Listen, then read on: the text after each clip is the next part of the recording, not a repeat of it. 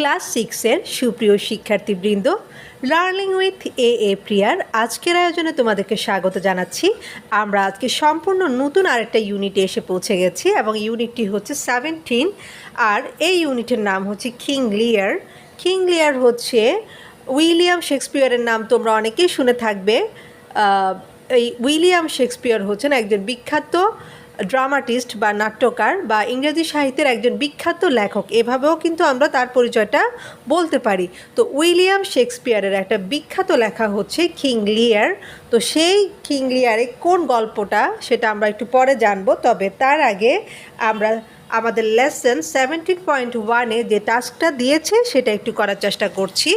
আর আরেকটা কথা, আমাদের এই ইউনিটটা শুরু হয়েছে 127 থেকে। তো আমি প্রথমেই তোমাদেরকে ইনস্ট্রাকশনটা একটু পড়ে শোনাচ্ছি, দেখো একটু মনোযোগ দিয়ে সবাই খেয়াল করো। আমাদের এখানে বলেছে, দেখো, look at different types of Literary writings given below. আমি যে শব্দগুলো তোমাদের জন্য একটু কঠিন বলে মনে হচ্ছে সেগুলোর কিন্তু আমি ওয়ার্ড বাই ওয়ার্ড বলে দিচ্ছি, তোমরা চাইলে কিন্তু নোট খাতায় লিখে নিতে পারো। ওকে, তাহলে আমি শুরু করছি। দেখো, লুক অ্যাট মানি হচ্ছে দেখো, ডিফারেন্ট মানি হচ্ছে ভিন্ন ভিন্ন, টাইপ মানি হচ্ছে ধরন, লিটারারি রাইটিংস মানি হচ্ছে সাহিত্য বিষয়ক যে লেখাগুলা, হ্যাঁ, আর বিলো মানি হচ্ছে নিচে, অর্থাৎ নিচে দেওয়া সাহিত্য বিষয়ক বিভিন্ন লেখাগুলো দেখো। এখন তোমাদের অনেকের মধ্যে প্রশ্ন আসতে পারে যে লিটারারি রাইটিংস বা সাহিত্য বিষয়ক লেখা আবার কি, তাই না? কথা শব্দটা একটু নতুন মনে হচ্ছে না তোমাদের কাছে? আচ্ছা, দেখো, আমরা কিন্তু সারা জীবন একদম ক্লাস 1 থেকেও যদি শুরু করি, তো ক্লাস 1 থেকে 6 পর্যন্ত তোমরা কি করেছো, অনেক টাইপের কিন্তু ছড়া পড়েছো, তাই না? তাই মামার বাড়ি যাই দিয়ে কিন্তু আমাদের সবার কিন্তু ছড়া শোনা শুরু হয়েছিল, তাই না? হয়তো বা আমরা স্কুলে ভর্তি হওয়ার আগেও এই ছড়াগুলা আমাদের মায়েদের মুখে মুখে আমরা শুনেছি। তারপর আমরা যখন স্কুলে ভর্তি হলাম আমরা কি পড়েছি, ওই দেখা যায় তাল গাছ, তাই না? এরকম করে করে আমরা অনেক ধরনের ছড়া পড়েছি। তারপরে হচ্ছে কি, আমরা বিভিন্ন ধরনের কবিতা পড়েছি, তাই না? এই যে তোমরা ক্লাস 4-এ সম্ভবত বীর পুরুষ নামে একটা কবিতা আছে রবীন্দ্রনাথ ঠাকুরের, খুবই বিখ্যাত একটা কবিতা, এটা নিশ্চয়ই তোমরা সবাই শুনেছো, যে মনে করো যেন বিদেশ ঘুরে মাকে নিয়ে যাচ্ছি অনেক দূরে, তুমি যাচ্ছ পালকিতে মা চড়ে, দরজা দুটো এইটুকু ফাঁক করে। তো এই যে এইভাবে ছোটো ছোটো আমরা কবিতাগুলা শুনেছি। অথবা ইংলিশে যদি আমরা বলে থাকি যে twinkle twinkle little star, how I wonder what you are, এই ধরনের আমরা ছড়া কিন্তু পড়েছি বা শুনেছি। তারপর এই ধরনের কবিতা আমরা পড়েছি, তাই না? তারপর ধরো আবার পড়েছি কি, আমার পরিচয়, একটা বিখ্যাত কবিতা, নিশ্চয় তোমরা অনেকে শুনেছ, যে এটা হচ্ছে সৈয়দ শামসুল হকের একটা কবিতা। আমি একটু এখানে বলে রাখি যে আমাদের আজকের আলোচনাটা একটু বড় হবে, হ্যাঁ, যেহেতু আমাদেরকে বিভিন্ন ধরনের সাহিত্য বিষয়ক লেখার সাথে পরিচিত হওয়ার জন্য বলছে। সুতরাং আমরা কিন্তু আমাদের মূল টপিকে যাওয়ার আগে এই সাহিত্য বিষয়ক যে লেখাগুলো আমরা আমাদের প্রাত্যহিক জীবনে পেয়েছি বা আমরা আমাদের ছোটোবেলা থেকে যে বিষয়গুলোর সাথে পরিচিত হয়েছি, সেটা একটু আমি তোমাদেরকে আগে বলার চেষ্টা করব। তারপর হচ্ছে আমরা মূল টপিকে যাব। কারণ তোমরা যদি একটা প্রাথমিক ধারণাই না পাও, অথবা মানে সাধারণ একটা ধারণা যদি তোমাদের না থাকে, তাহলে কিন্তু রিডিং পড়ে আসলে বোঝা যাবে না। তো আমি আশা করব তোমরা প্রথম দিকের আমার কথাগুলো শুনবে, তারপরে হচ্ছে তোমরা মূল যে আলোচনা, অর্থাৎ আমাদের এখানে যে আলোচনাটা, সেখান থেকে আমরা শুরু করব একটু পরে। তো যেটা বলছিলাম, যে আমরা আমাদের লাইফে আরও অনেকগুলো কবিতা পড়েছি, যেমন আমার পরিচয়, একটা বিখ্যাত কবিতা সৈয়দ শামসুল হকের। তো এই কবিতা হয়তো বা তোমরা ইউটিউবে শুনে থাকবে অথবা বইয়ে পড়ে থাকবে। তো এরকম লেখাটা এরকম ছিল যে, আমি জন্মেছি বাংলায়, আমি বাংলায় কথা বলি, আমি বাংলার আলপথ দিয়ে হাজার বছর চলি। এরকম একটা কবিতা কিন্তু আমরা শুনেছি। এইরকম অজস্র কবিতা কিন্তু তোমরা তোমাদের লাইফে শুনেছ। তো এই কবিতাটা হচ্ছে এক ধরনের সাহিত্য বিষয়ক লেখা বা লিটারারি রাইটিংস, যেটাকে আমরা ইংরেজিতে বলি হচ্ছে পয়েম। ওকে, এই যে পয়েম সম্পর্কে আমাদেরকে এখানে বলেছে। তারপর এই যে আমরা বিভিন্ন ছড়াগুলো বলেছি, এগুলাকে বলছি হচ্ছে আমরা রাইম, তাই না?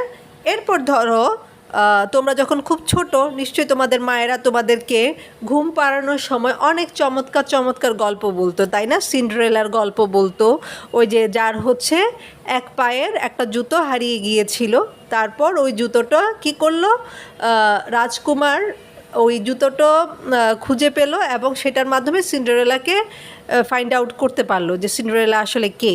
তারপর আমরা রুফানজেলের গল্প শুনেছি, যাকে একটা ডাইনি বুড়ি একটা উঁচু পাহাড়ের চূড়ায় একটা রাজপ্রাসাদে আটকে রেখেছিল। হ্যাঁ, তারপর আমরা থাম্বেলিনার গল্প শুনেছি।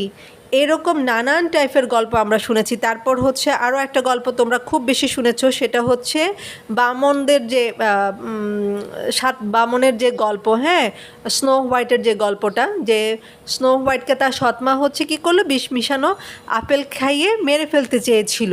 এই একটা চমৎকার গল্প তোমরা তোমাদের ছোটোবেলায় শুনেছো।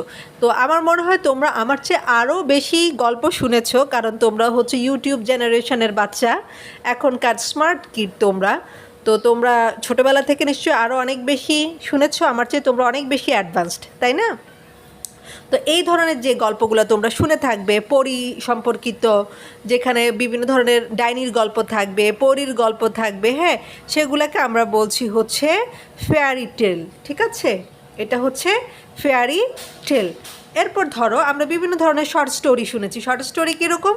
যেমন ধরো হচ্ছে মিথ্যেবাদী রাখালের গল্প তোমরা সবাই শুনেছো, তাই না? যে কী করলো, সে প্রতিদিন মিথ্যে কথা বলে যে বাঘ এসেছে আমাকে খেয়ে ফেললো, বাঁচাও। হ্যাঁ, এরকম করে সে কিন্তু শাউট করে। তারপর গ্রামের লোকজন যখন তাকে বাঁচানোর জন্য আসে, তখন দেখে যে আসলে সে কিন্তু তাদের সাথে ফ্র্যাঙ্ক করেছিল, কিন্তু অবশেষে একদিন বাঘটা তাকে কিন্তু খেয়ে ফেললো। তো এই যে একটা গল্প আমরা কিন্তু শুনেছি আমাদের ছোটোবেলায়। তো এই টাইপের আরও অনেক গল্প তোমরা শুনেছ। হ্যাঁ, মোল্লা নাসিরুদ্দিনের অনেক গল্প তোমরা জেনে থাকবে নিশ্চয়ই। তারপরে হচ্ছে তোমরা অনেকে হচ্ছে কি, ওই যে এটার একটা কার্টুনও আছে, কি আমার আসলে ঠিক মনে পড়ছে না, আমার বাচ্চারাই দেখে। তো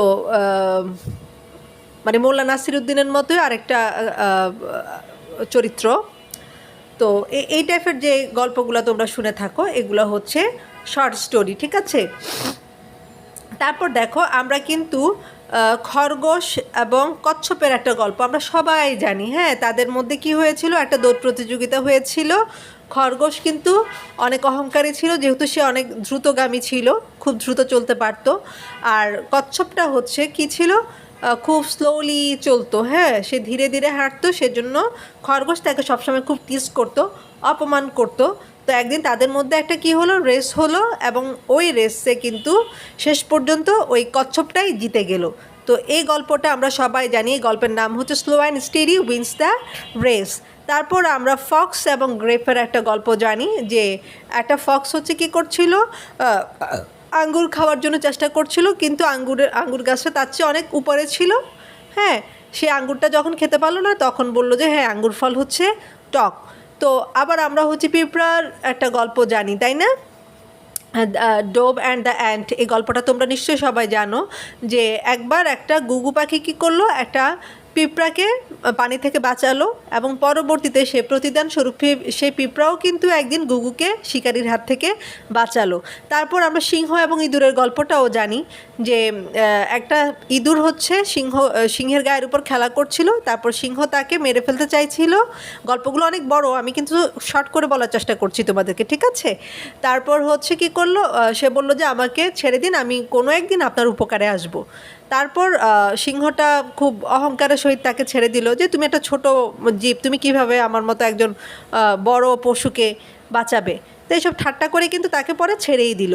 তো একদিন কিন্তু সিংহ কী করলো, একটা ফাঁদে আটকা পড়লো, এবং ইঁদুরটা এসে তাকে সেভ করলো। হ্যাঁ, শিকারির যে নেটটা ছিল, যে জালটা ছিল, সেটা সে তার ধারালো দাঁত দিয়ে কেটে দিল, এবং সিংহটা ওই জাল থেকে বের হয়ে আসতে পারলো। তো এই ধরনের অনেকগুলো গল্প কিন্তু আমরা শুনেছি।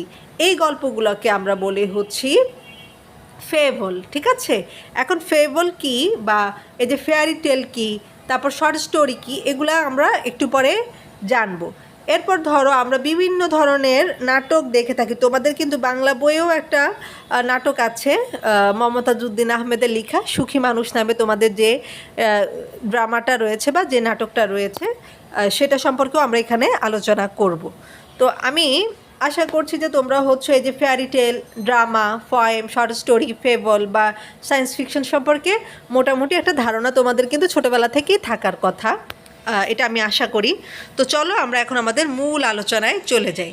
দেখো, আমাদের এই যে একটা ছবি আমরা স্ক্রিনে দেখতে পাচ্ছি বা আমাদের বইয়ে যে ছবিটা রয়েছে সেখানে দেখো একটা বাঘ দেখতে পাচ্ছি আর একটা রাখাল ছেলেকে দেখতে পাচ্ছি, এবং আমাদের গল্পটার নামও লিখে দিয়েছে হচ্ছে রাখাল ও বাঘ, তাই না? তো চলো এটাকে আমরা কিভাবে বিশ্লেষণ করব সেটাই একটু এখানে দেখাচ্ছি। এটা হচ্ছে কি, এটা হচ্ছে একটা শর্ট স্টোরি। তো আমরা এই ঘরগুলো যখন পূরণ করব সবগুলা কিন্তু সেম স্টাইলে লেখার চেষ্টা করব, তাহলে আমাদের জন্য লিখতে সুবিধা হবে। আমরা প্রথমে আইডেন্টিফাই করব বা চিহ্নিত করব যে ছবিতে যেটা দেখা যাচ্ছে সেটা আসলে কি। দেখো, এটা হচ্ছে একটা শর্ট স্টোরি, এটা একটা ছোটো গল্প। আমরা সবাই জানি বাঘের এবং রাখালের যে গল্পটা, এটা আমরা প্রত্যেকেই জানি। হ্যাঁ, তো এটা হচ্ছে একটা শর্ট স্টোরি, সেজন্য লিখবা হচ্ছে ইটস আ শর্ট স্টোরি। তো আমি ইটসকে সংক্ষেপে একসাথে লিখেছি, তোমরা চাইলে ভেঙে ইট ইজও লিখতে পারো, কোনো সমস্যা নেই। এখন দেখো, আমি প্রথমে তো বললাম যে এটা শর্ট স্টোরি, এখন এখানে একটু এক্সপ্লেন করে বলবো যে শর্ট স্টোরি আসলে কি, বা আমরা কোন বৈশিষ্ট্যগুলো থাকলে একটা লেখাকে বা একটা সাহিত্য বিষয়ক লেখাকে শর্ট স্টোরি বলতে পারি, সেটা হচ্ছে এখানে লিখবো। দেখো এইভাবে যে short story is a type of brief work. তাহলে দেখো, ছোট গল্প হচ্ছে একটা ছোট্ট আলোচনা অ্যাবাউট ইমাজিনারি ইভেন্টস, যে কোনো একটা কাল্পনিক ঘটনা সম্পর্কে। অর্থাৎ শর্ট স্টোরি হচ্ছে কোনো একটা কাল্পনিক ঘটনা সম্পর্কে একটা ছোট্ট আলোচনা। It has the beginning, ending, characters, facts, time, place, theme, etcetera. তো এটার হচ্ছে কি আছে, শুরু আছে, শেষ আছে, এখানে কিছু চরিত্র আছে, কোনো একটা ঘটনা আছে, একটা সময়ের বর্ণনা থাকে, একটা নির্দিষ্ট প্লেস থাকে, এবং এটার একটা নির্দিষ্ট থিম থাকে। তো এই ধরনের যে লেখাগুলো আছে সেগুলোকে আমরা বলতে পারি হচ্ছে শর্ট স্টোরি। ওকে, এরপর দেখো, এরপরের স্ক্রিনে আমরা যেটা দেখতে পাচ্ছি সেটা হচ্ছে এখানে এই যে সুখী মানুষ, একটা নাটকের নাম দেওয়া আছে, এবং নাট্যকারের নাম হচ্ছে মমতাজউদ্দিন আহমেদ, যেটা তোমাদের বাংলা বইয়েরই একটা নাটক, এবং এটার কথাই আমি একটু আগে তোমাদেরকে বলছিলাম। এরকম আরও অনেক নাটক আছে, যেমন উইলিয়াম শেক্সপিয়ারের যে লেখাটা আমরা একটু আগে দেখলাম, কিং লিয়ার, এটাও একটা নাটক। তারপর হচ্ছে ওনার আরও বিখ্যাত বিখ্যাত নাটক আছে, যেমন হচ্ছে হ্যামলেট, তারপর হচ্ছে দ্য টেম্পেস্ট, হ্যাঁ, তারপর হচ্ছে ওথেলো নামে ওনার একটা ড্রামা আছে। এগুলা খুবই বিখ্যাত বিখ্যাত কিছু লেখা ওনার, ঠিক আছে? দেখো, ড্রামার ব্যাপারটা তোমরা এইভাবে লিখতে পারো যে প্রথমে তো লিখবা হচ্ছে ইটস আ ড্রামা, তারপর ড্রামা কাকে বলে সেটা এইভাবে এক্সপ্লেন করবা যে drama is a type of writing. Drama হচ্ছে এক ধরনের লেখা which is performed on the stage, যেটা হচ্ছে মঞ্চে দেখানো হয়ে থাকে, বাই সাম অ্যাক্টরস, কিছু অভিনেতা বা অভিনেত্রীর মাধ্যমে। It is written in dialogues, এটা হচ্ছে ডায়লগ আকারে লেখা হয়ে থাকে। তো এইভাবে করে ড্রামা সংজ্ঞাটা তোমরা দিয়ে দিবে। দেখো, এবার স্ক্রিনে আমরা দেখতে পাচ্ছি যে the Fox and the grape নামে একটা লেখা, এবং এখানে একটা ছবিও দেখতে পাচ্ছি ফক্স এবং গ্রেপের, ঠিক আছে?